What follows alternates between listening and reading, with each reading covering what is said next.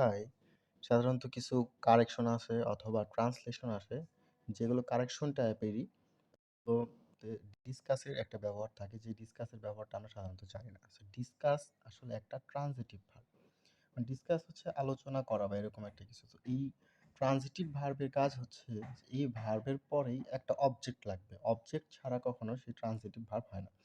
তো আমরা যদি দেখি, দেখেন এই যে ট্রানজিটিভ ভার্ব ডিসকাস এখানে ব্যবহার করা হয়েছে। ডিসকাসের পরে দেখেন যে আমরা আলোচনা করতেছি কি নিয়ে, একটা প্রবলেম নিয়ে, দি প্রবলেম।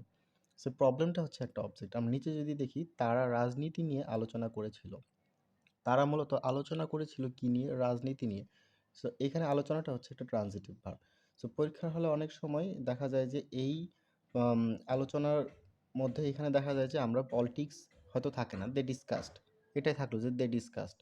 সো এইটুকু যদি থাকে তাহলে সেটা আসলে রং। এটা হবে না। ডিসকাসের পরে অবশ্যই একটা অবজেক্ট টাইপের দিতে হবে। যেমন এখানে দি প্রবলেম, এখানে পলিটিক্স, আর এখানে হচ্ছে দ্য প্রপোজাল। সো এই ধরনের অবজেক্ট অবশ্যই দিতে হবে। এবং ডিসকাসের আরেকটা ব্যাপার হচ্ছে, আমরা সাধারণত মুখে মুখে বলি যে discuss about, discuss about. So ডিসকাসের পরে অবশ্যই অ্যাবাউট হবে না, কখনোই হবে না, কখনোই অ্যাবাউট হয় না। এই অ্যাবাউট ডিসকাসের পরে হয় না, ডিসকাস নিজেই অ্যাবাউটের কাজটা করে।